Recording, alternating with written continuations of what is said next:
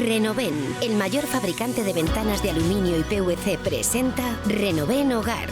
Una nueva división dedicada a la venta e instalación de todo tipo de soluciones para interior y exterior. Cortinas decorativas, toldos, pérgolas bioclimáticas, suelos técnicos, cortinas de vidrio, domótica. Renoven, soluciones para todo tipo de necesidades.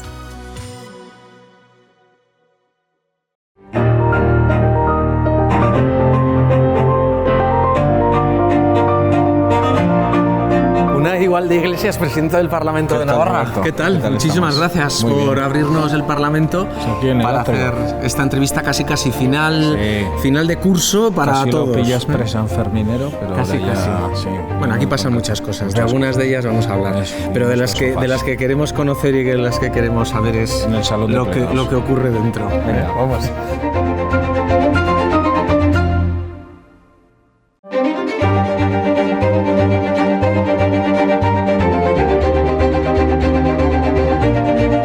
Presidente, ¿sobra tensión en la vida política y social en este momento?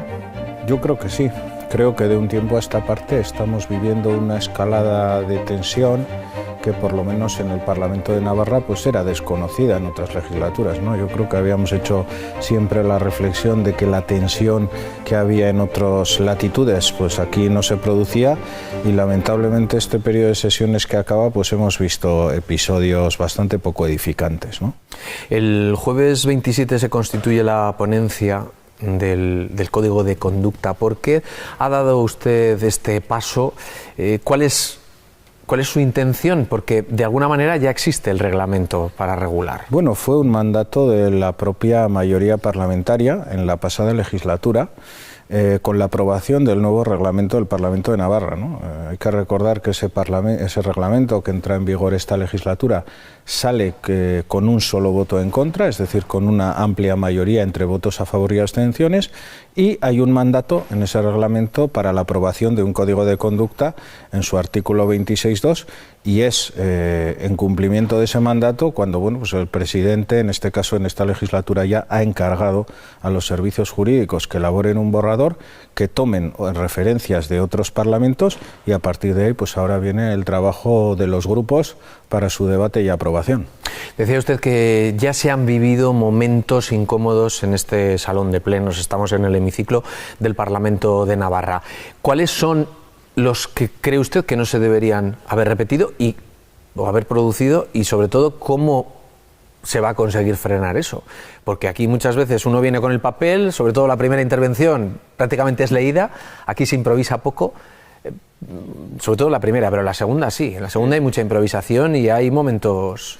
Bueno, momentos que no deberían repetirse, pues yo creo que fueron los momentos quizá posteriores a la moción de censura de diciembre en el Ayuntamiento de Pamplona, que tuvo una reacción política en los debates parlamentarios, y yo creo que bueno, pues el insulto, la falta de respeto, yo creo que es el límite infranqueable, ¿no? Y eso es donde, bueno, pues en realidad debería ser una responsabilidad individual de no rebasar determinados límites, más cuando se es parlamentaria y se tiene una representación y se debe tener una cierta ejemplaridad. Yo creo que esos límites no habría que rebasarlos.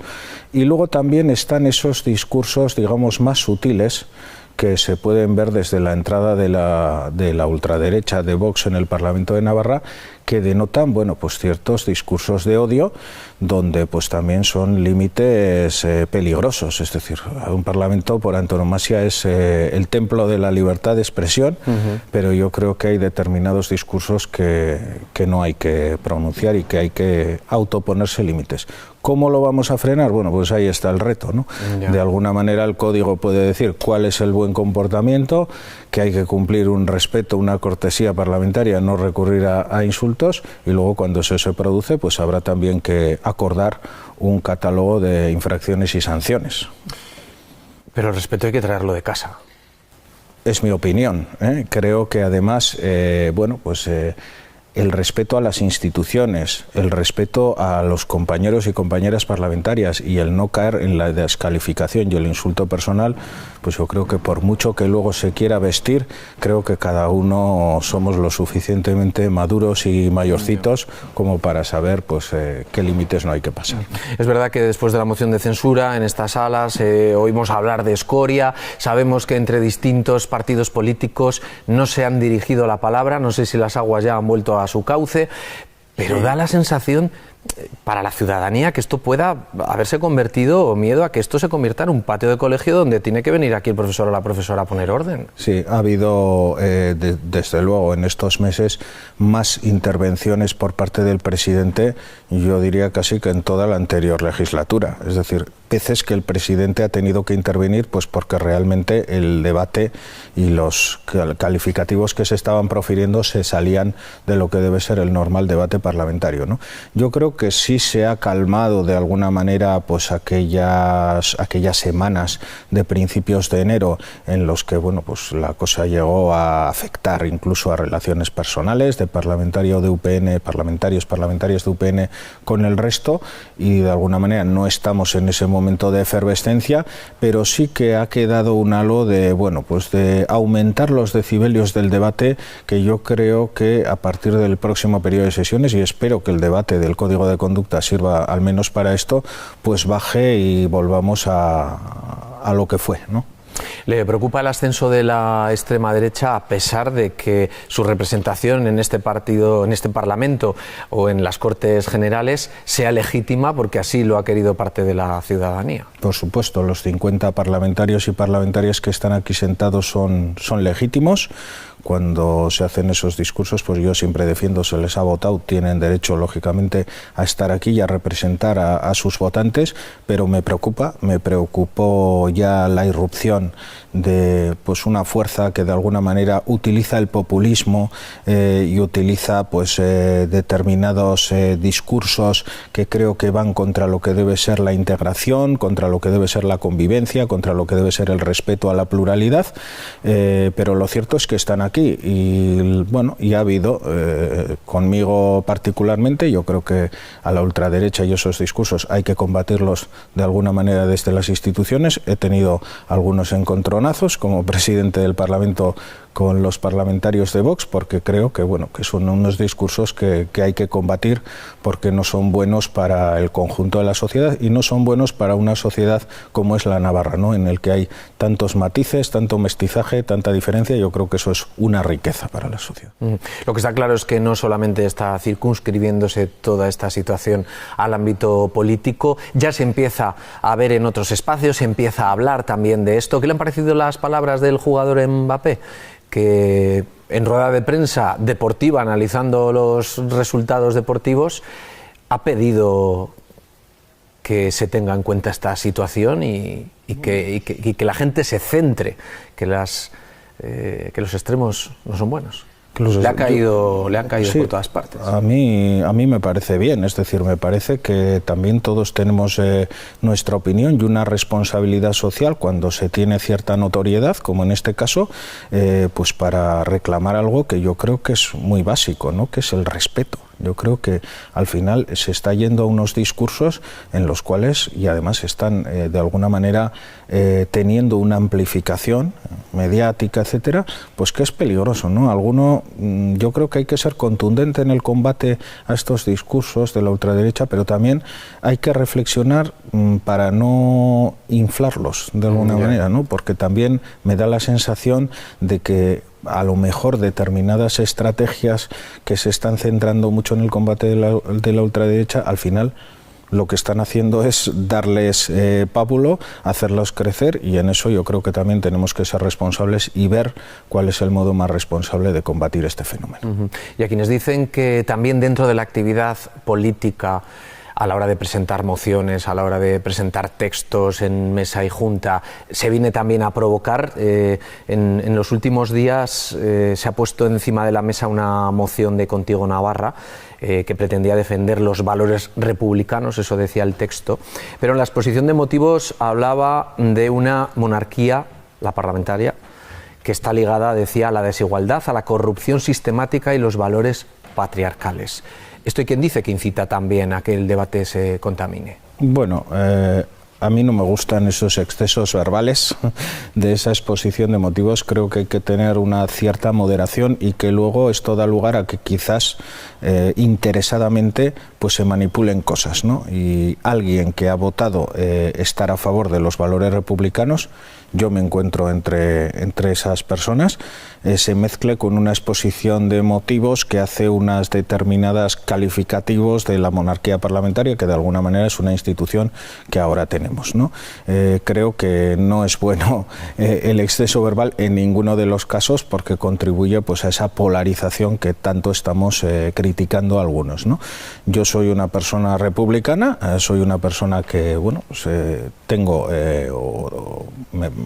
me parece que hay que promover los valores republicanos, pero soy un republicano respetuoso en este caso con la monarquía parlamentaria, que es la institución que en este momento está vigente en el Estado. De hecho, ahora se cumplen 10 años de reinado de Felipe VI. ¿Es momento de seguir apoyando la monarquía o de abrir el debate? Yo siempre he dicho que el momento para el debate viene siendo desde hace tiempo, ¿no? En el propio proceso de abdicación del ahora rey emérito, hace 10 años, pues ya en Navarra fuimos muchas las personas que teníamos entonces responsabilidades políticas o desde el ámbito social, que reclamamos un referéndum, ¿no? Y a mí me parece sano, me parece democrático que la principal institución del Estado pues pueda ser sometida al referéndum popular, ¿no? A la opinión de la ciudadanía. Y si en mi caso la forma de Estado preferida sería una república, porque creo que es la más democrática, sale adelante, pues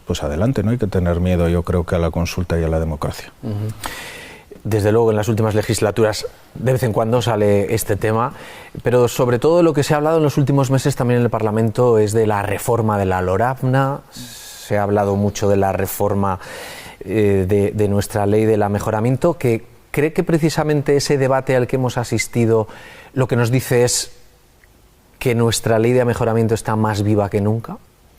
Yo creo que es un debate importante para hacerlo en profundidad, porque creo que ha pasado ya suficiente tiempo, son 40 y pico años, para que, bueno, pues lo que se acordó en 1982 y después de todos estos años, pues sea revisado, ¿no? Revisado y adaptado a lo que es el siglo XXI, a lo que es la actualidad. Sí, se lo digo porque a veces da la sensación también de que abrir todos estos melones lo que provoca es el enfrentamiento más que otra cosa. Bueno, depende con qué intenciones vaya cada grupo parlamentario a la ponencia, ¿no? En este Porque momento, más ley de mejoramiento es más autogobierno, ¿o no? Yo pienso que sí. Estamos en este momento en la ponencia de escucha activa, digamos, de muchas personas expertas que participaron en la elaboración de aquella LORAFNA, que, bueno, pues son de diferentes catedráticos de universidad, etcétera, que también van viendo cuál ha sido su evolución. Creo que en estos 40 años nos ha dado muchas cosas buenas, porque tenemos un nivel de autogobierno, bienestar considerable. Creo que también hay muchos déficits, el no haber podido desarrollarla en su integridad, algo que se previó en 1982, el tener que estar siempre pendiente de resoluciones del Tribunal Constitucional que se ponen de parte del Estado antes del desarrollo del autogobierno. Todo eso yo creo que se puede corregir.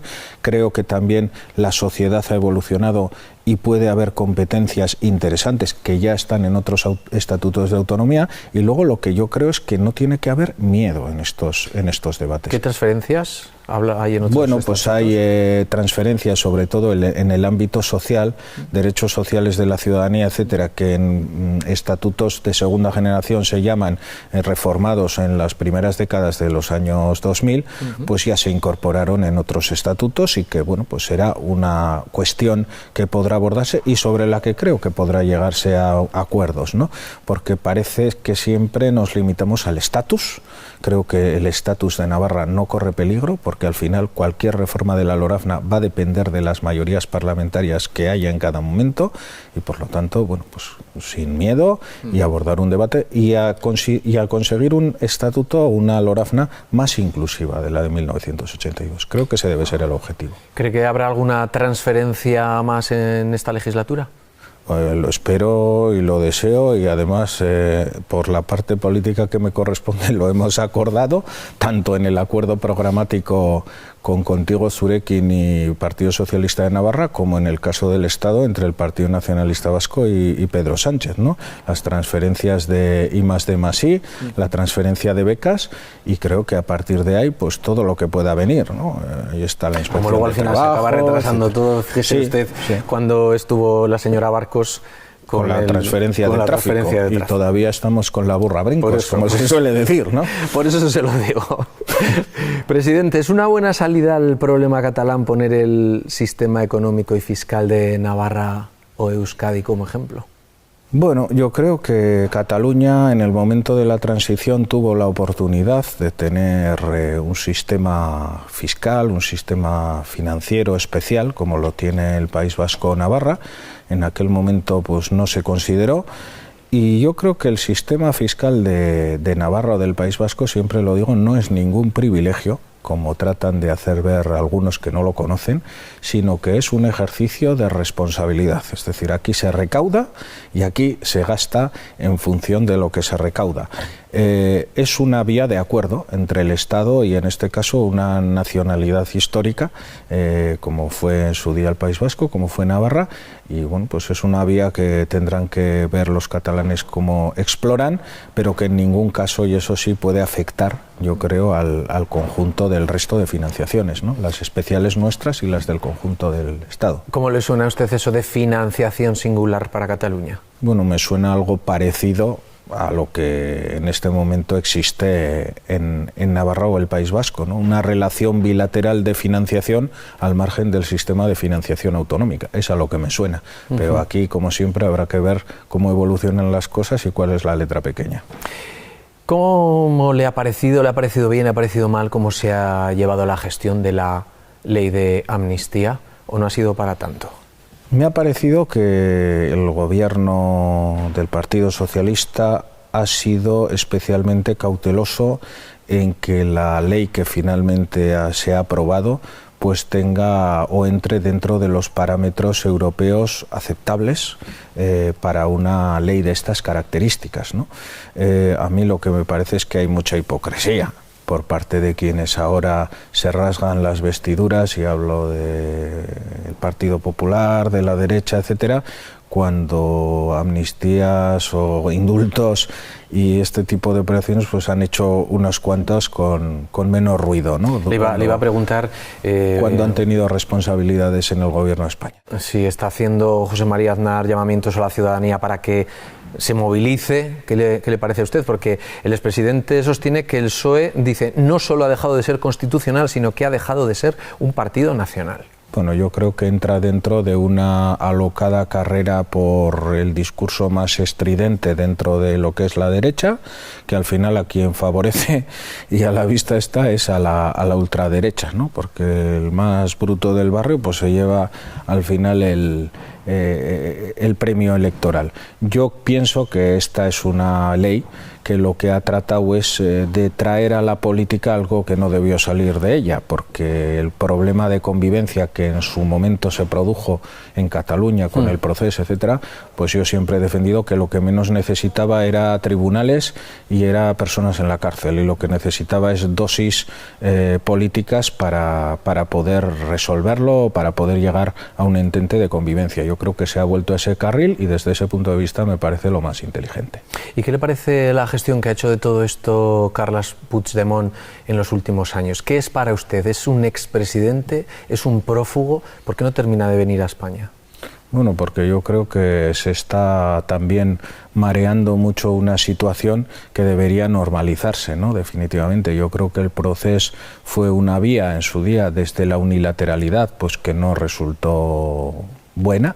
A efectos de la convivencia de Cataluña también, pues produjo en aquel momento muchos problemas, y que en este momento que estamos en un escenario de normalización pues debería estar ya actuando y operando como un político más en el Estado, ¿no? Y no deberían darse estas resistencias, parece ser, a aplicar esa ley de amnistía que ya está aprobada. Como decíamos, también se ha hablado mucho de la ley de amnistía en este Parlamento, en los debates, en los plenos, en las comisiones, siempre salía a colación de alguna manera, pero también se ha hablado mucho de la crisis en la agricultura y la ganadería y el asalto de algunos de los agricultores. ¿Cómo vivió usted aquel día y qué espera de todo lo que ha pasado? Porque todavía no ha terminado el capítulo. Fue un día muy complicado, pleno de presupuestos. ¿Fue usted un intento de asalto tal cual? Hubo un intento de irrumpir por la fuerza al edificio, mientras el Pleno, en este caso, se encontraba reunido, lo cual es una conducta extremadamente grave, ¿no? Desde un punto de vista democrático, ¿no? Ya. Y bueno, yo lo que creo es que hay que ser contundente al decir que el Parlamento de Navarra tiene el máximo respeto por los agricultores, los ganaderos, por el sector primario, y que está abierto, y lo ha estado una y otra vez, a escuchar sus reivindicaciones cuando éstas se producen por los cauces legítimos, etcétera, y que de aquellas acciones del 7 de marzo son responsables las que los hicieron. Es decir, no se trata aquí de criminalizar, como he oído interesadamente decir a alguien, ¿no? Es más, el Parlamento de Navarra dio la medalla de oro, su máxima distinción, en el año 2022, creo que fue al sector primario, y es muy sensible a las reivindicaciones del sector, ¿no? Que yo creo que muchas son justas y tienen justa razón de intentar llevarlas adelante. Pero eso no se puede mezclar con unos hechos pues que tienen su... Bueno, ahora están en fase de instrucción, ¿no? Ha habido unas diligencias policiales, por las noticias que nosotros tenemos, ya la Policía Foral ha remitido todas las investigaciones al juzgado, y estamos pendientes un poco de que finalice esa fase de instrucción y a partir de ahí pues ver qué calificación de los hechos hace la Fiscalía, el juzgado y bueno, qué actuaciones se llevan a cabo. Hemos hablado del ascenso de la extrema derecha, pero no hemos hablado del ascenso de Bildu, por lo menos en Euskadi. Usted, aparte de presidente del Parlamento, también es presidente del PNV en Navarra. ¿Le preocupa ese ascenso? Le pido que se quite la chaqueta de presidente del Parlamento y me hable casi como miembro de Gero Abay, ¿no? ¿Está cambiando, está evolucionando el voto en Navarra también? Yo creo que hay una evolución, ¿no? Lo estamos viendo a todos los niveles y yo, bueno, como en este caso como responsable militante del Partido Nacionalista Vasco, lo que pueda estar pasando en la CAV, lo que pasa también en Navarra, no me ocupa, ¿no? Creo que nos debe ocupar, es decir, debemos hacer una reflexión de qué es lo que está pasando y también cómo se puede volver a conectar, en este caso con determinado electorado que en otro tiempo votó al Partido Nacionalista Vasco por el resultado de las últimas elecciones y que en este momento se está quedando básicamente en la abstención. Y luego hay, bueno, pues una estrategia de Euskal Herria Bildu que le está funcionando, ¿no? Esa estrategia, yo suelo decir, de la barricada a la moqueta, ¿no? Los que les hemos conocido en otros tiempos a veces no nos parece pues es realmente llamativo, pero es verdad que con todas las contradicciones que puede haber dentro del mundo de la izquierda abertzale, pues están en una ola que les está yendo bien electoralmente y de alguna manera, bueno, pues hay que reflexionar sobre todo esto y ver cómo se puede conectar. Yo creo que Gero Abay en esta legislatura hizo una apuesta clara hace un año con el acuerdo de gobierno de implicarse en la gobernabilidad nuevamente con el Partido Socialista Contigo Zurekin, con un bloque progresista, con Euskal Herria Bildu en este caso como socio parlamentario, y que hay unas áreas muy importantes en las que podemos actuar en esta legislatura y creo que se puede hacer una gestión solvente, que se puede comunicar bien y que eso de alguna manera confío en que tenga también su reflejo electoral. ¿Cree usted que la coalición a la que usted pertenece, Gero Abay, necesita también una revisión interna? ¿Hay falta de liderazgo desde que Uxue Barkos es senadora autonómica? Bueno, yo creo que Uxue Barkos está ejerciendo un liderazgo dentro de la coalición también en este momento, ¿no? En los órganos e internamente está ejerciendo una labor también muy importante, como es la senadora de la Comunidad Foral de Navarra, ¿no? Defendiendo frente a otros representantes que veo en Madrid, que están diluidos en sus partidos estatales, pues creo que Uxue Barkos está haciendo, y además con su bagaje como expresidenta, una defensa de la Comunidad Foral de Navarra en temas bien importantes, como puede ser la financiación, las infraestructuras desde el Estado, y también ejerciendo un liderazgo dentro de lo que es la coalición. Creo que, bueno, pues la reflexión propia de lo que suelen ser los procesos de relevos generacionales, etcétera, pues tienen que estar permanentemente abiertos en todas las formaciones, ¿no? También en el Partido Nacionalista Vasco, por ponerme en primera persona, en la CAP, pues hemos tenido también ese proceso, ¿no? Recientemente. ¿Cree que el Parlamento de Navarra está suficientemente abierto a la sociedad?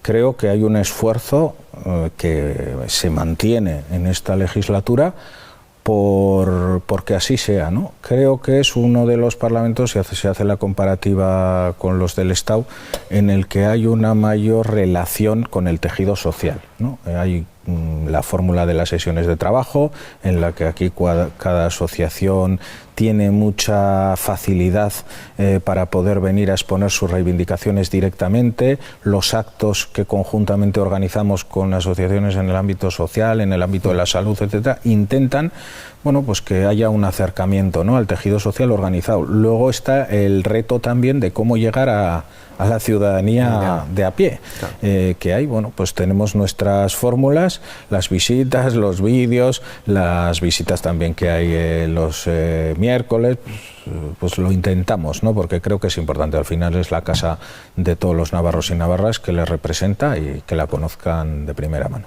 Como la sociedad está en evolución, pues el Parlamento tiene que estar en permanente evolución, y los medios de comunicación también nos pasa un poco lo mismo. Así que hay que estar ahí echando un vistazo a lo que está pasando ahí fuera. Muchísimas gracias, Unai, por habernos atendido, por habernos abierto el Parlamento. ¿Cómo se ve todo desde aquí? Muy distinto, ¿eh? Sí, la gente... Se tiene que escuchar mucho más de lo que escuchamos en casa, me parece. Sí, se escucha, a veces más de lo que uno quisiera. Que vaya muy bien. Muchísimas gracias. Gracias a vosotros.